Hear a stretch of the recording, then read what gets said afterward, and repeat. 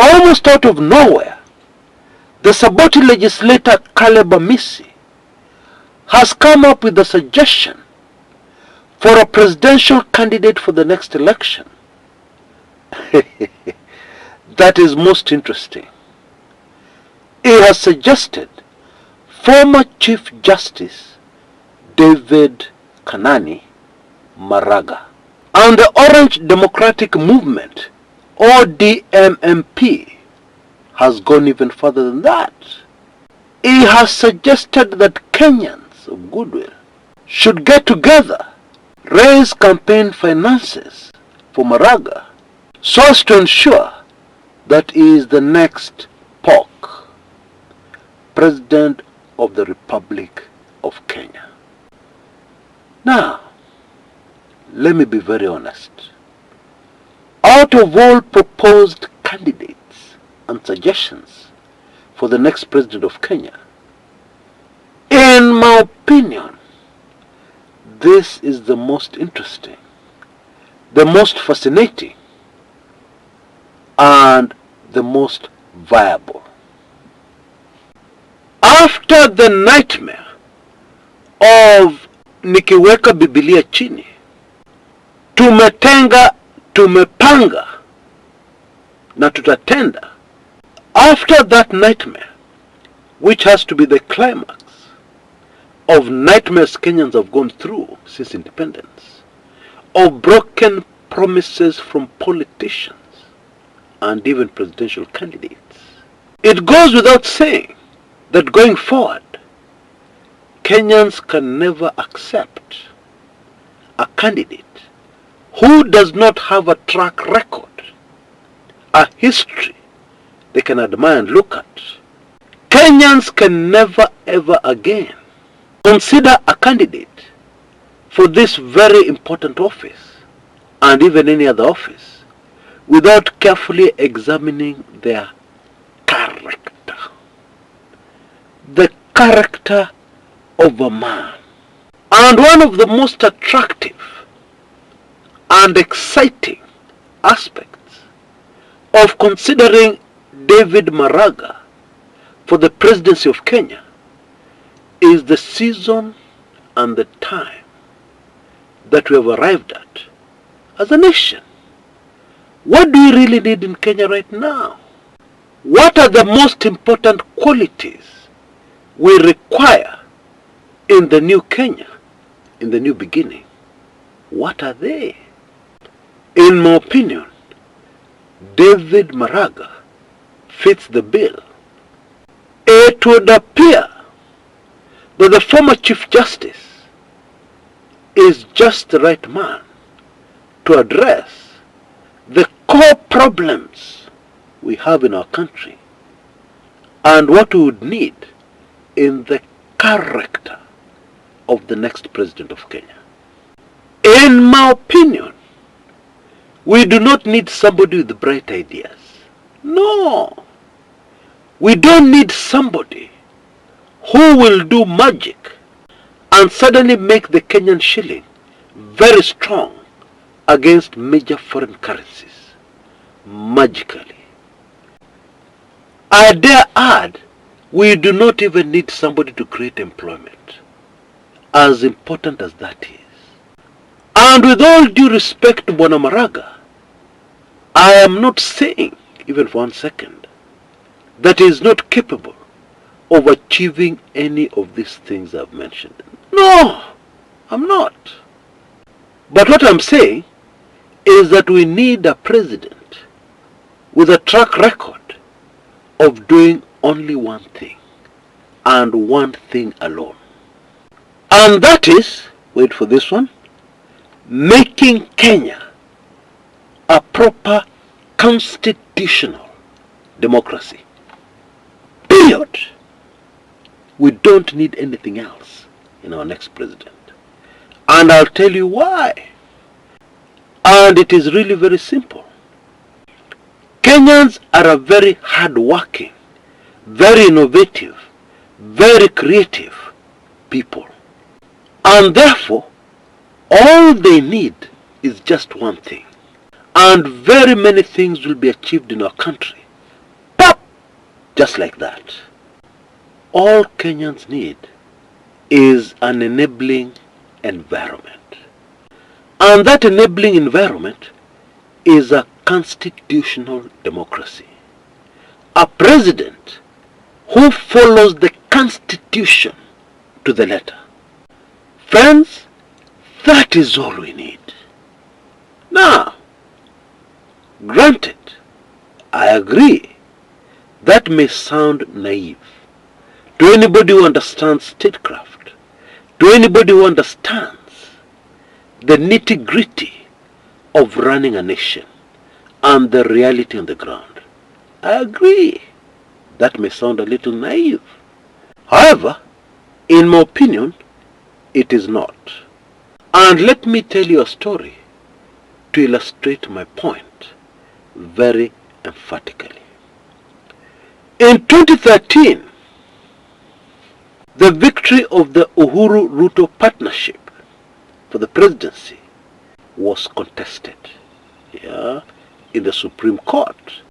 And at that time, the Chief Justice, the very first Chief Justice under the 2010 Constitution, was Willie Mutunga, a man of character, and indeed still an activist for a better Kenya to this very day.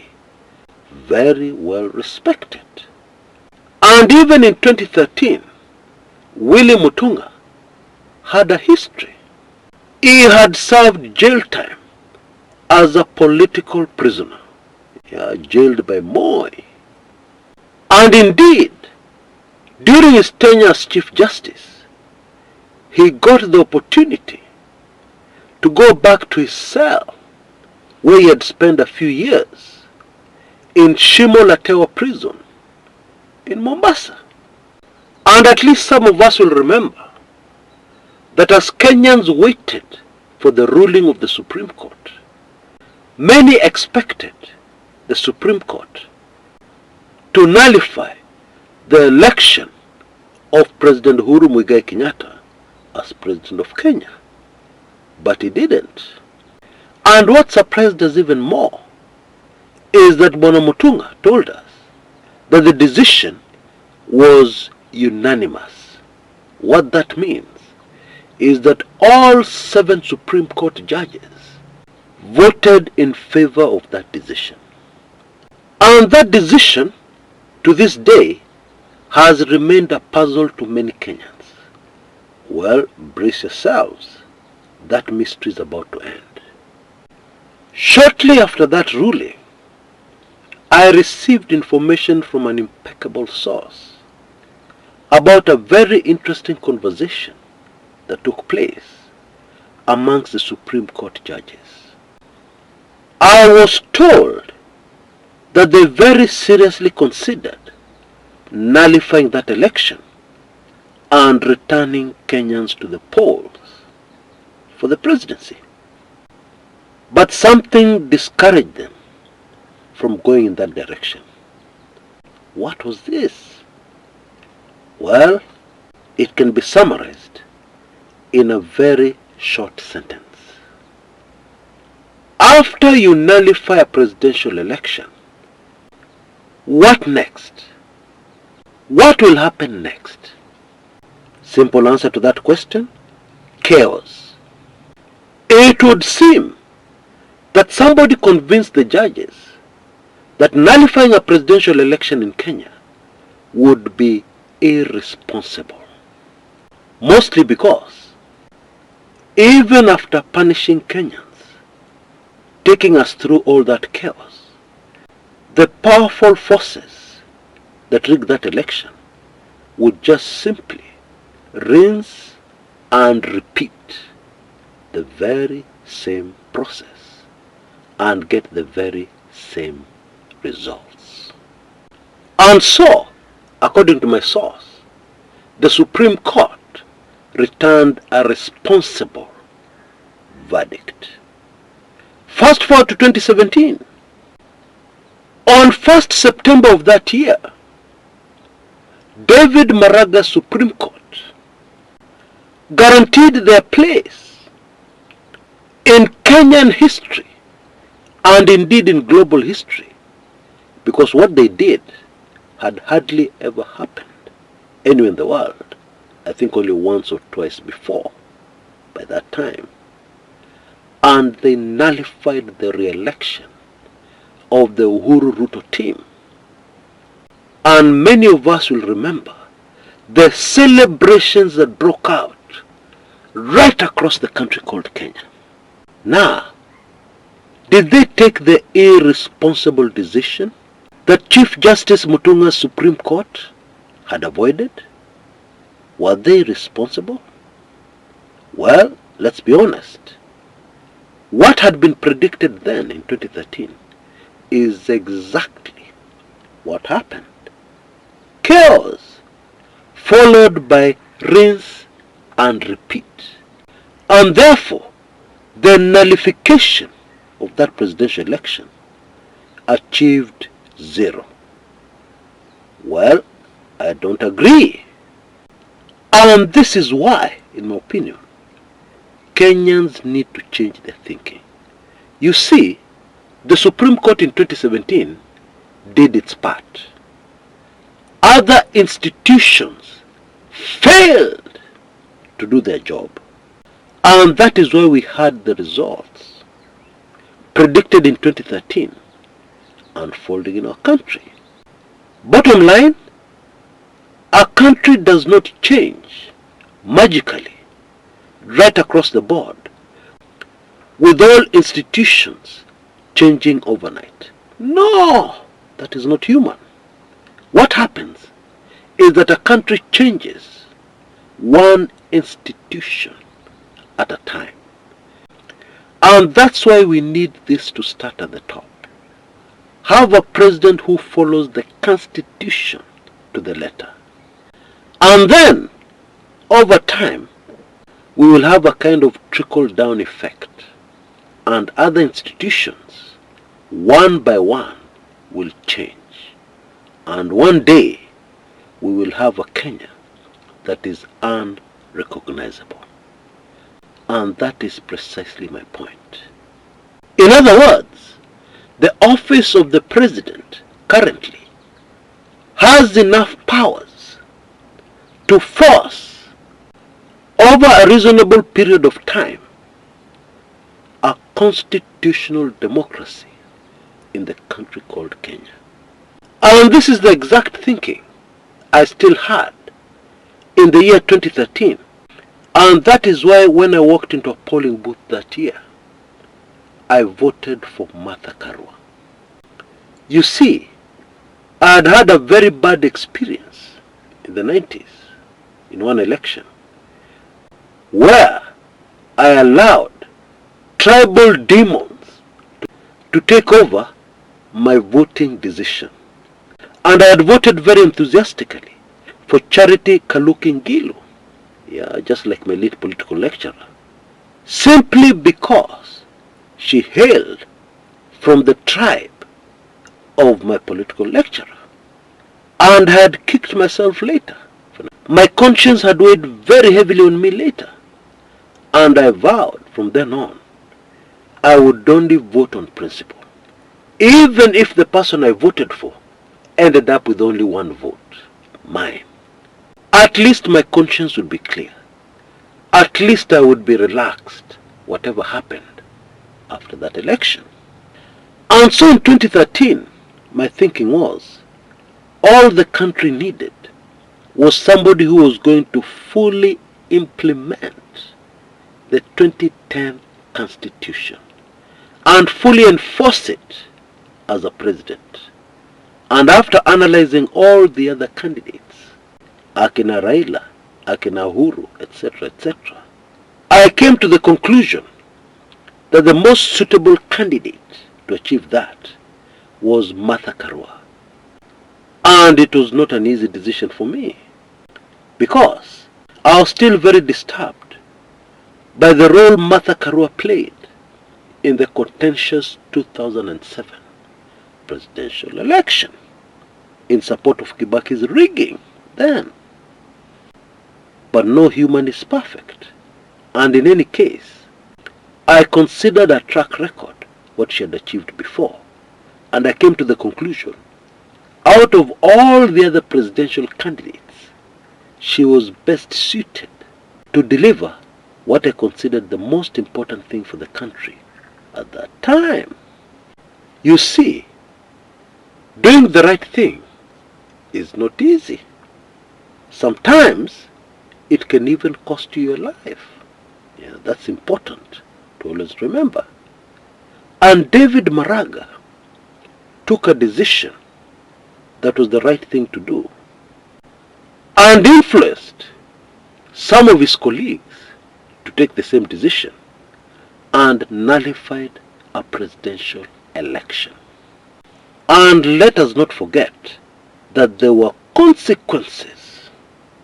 The official vehicle of Deputy Chief Justice Philomena Mwilu had somebody spraying bullets at it. Many of the Supreme Court judges, after that decision, lived in fear. There were consequences. And David Maraga and his family went through hell. Doing the right thing is not easy. And admittedly, doing the right thing for the next president of Kenya will not be easy. It won't. It will have a lot of challenges. And that is why Bwana Maraga is such an attractive candidate for those who understand the country to be the next president. Because he has been through that experience. He has been there before. And he can go there again. His character tells us that. Please allow me to remind you of our newly launched mini special reports.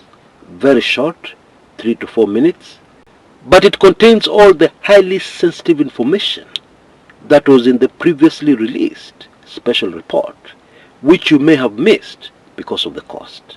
Now you can see details on your screens right now. For only Kenya shillings 499, you'll be able to get this valuable information. Or for only $4, which you can pay via PayPal, details on your screen, you'll be able to get this mini special report. And the current one is on a controversy that has re-emerged, and this is the very mysterious death of the immediate former CDF General Ogola. And in case you also want to be a member of my weekly intelligence briefings, you also have a unique opportunity now, because for only $14.99, you just add 1,000 bob, you'll be able to get both this mini special report and 1 year's full subscription to my weekly intelligence briefings. And that's not all. I will also send you all previous weekly intelligence briefings. A lot of highly sensitive information, and a lot of it has stood the test of time. In other words, what was talked about there has come to pass. And in other instances, what was talked about there is going to come to pass very, very shortly. Okay, so this is something very valuable. And indeed, there is a very sizzling weekly intelligence briefings for this week, which is in the works, which of course you'll also get. So please take full advantage of this opportunity. But of course, if that is too much for you, you can simply go for the mini special report. Until next time, this is Chris Kumekucha.